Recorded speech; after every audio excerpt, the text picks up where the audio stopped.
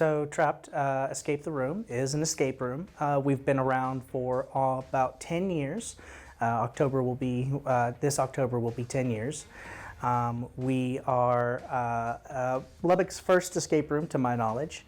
We have here on the back of the clipboard is a reminder of how we do our hints. It's basically a puzzle room. You go in, you solve a bunch of different puzzles. Each puzzle kind of leads into the next one, and usually a good escape room will have a story to it or a theme. Ours have things from like prison breaks to we used to have rooms that were like in a science laboratory or in a fortune teller's parlor. It can be anything you can think of. Before, I've never tried it before, and it was actually really fun trying it out. And my dad recently went over there. I heard from his experience that he had fun, so I really wanted to try it, so I took opportunity. A successful escape room is going to have several different types of puzzles and several different ways to engage its different participants, its different players. There's going to be puzzles that are, deciphering codes, and then there's also different types of puzzles where you're putting actual physical puzzles together. It's a combination of figuring out how these different puzzles go together or how to solve a set of data you're given.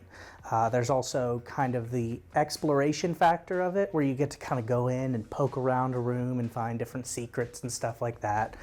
So it's kind of a good balance between figuring out how to solve the puzzles and figuring out where to find the clues and exploring the room as well. Puzzles, they were pretty hard, not gonna lie. There was a really cool one with the moon, and it had zodiac signs, and we had to piece it together, and along the way we escaped the room. We've had a very big, diverse group of people come through here. We've had people do proposals in our rooms, and those are a lot of fun.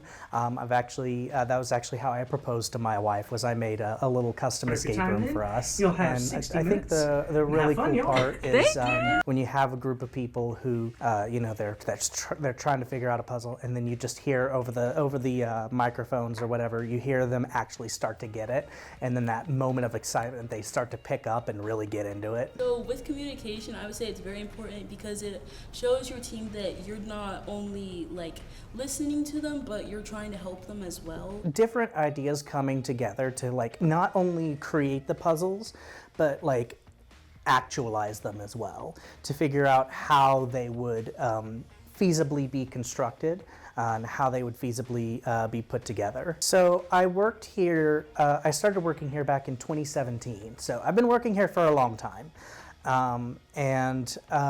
The acquiring it was really just kind of a set of degrees that just I kind of fell into it really more than anything else, but it has definitely been a very cool experience. It's something that I've made me realize that I don't think I want any other job after this. Learning how to own and operate the escape room, both the business end of it and trying to figure out how to make the escape rooms themselves more viable has definitely been a challenge. And I cannot overstate how helpful it has been to have excellent staff that has really helped me out. I personally have gone through maybe about 30-ish escape rooms, so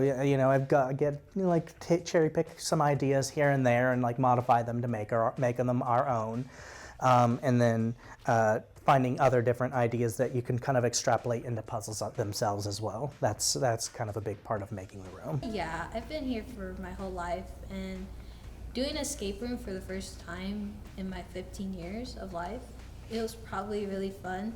So, because Lubbock's really boring. So, a lot of people I've heard say, they would never want to be in a room because they're claustrophobic. We don't actually lock people in the rooms. It was something we used to do, and what we would do at that time was we had a key just on the inside. So if you did need to get out, you could. We've removed that entirely just because we want to make sure that we're as safe as possible.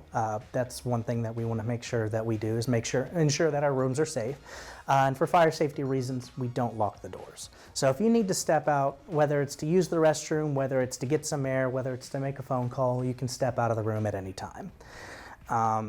As far as like challenge, we've had people come through with college degrees and not be able to solve it. And then we've also, on the inverse of that, we've had people who were like a group of like 10-year-olds come through and solve the same room that the group of college degree were not able to. So it's not necessarily a straight education or if you think you're smart or whatever. Everyone is different kinds of smart, and different puzzles require different ways of thinking.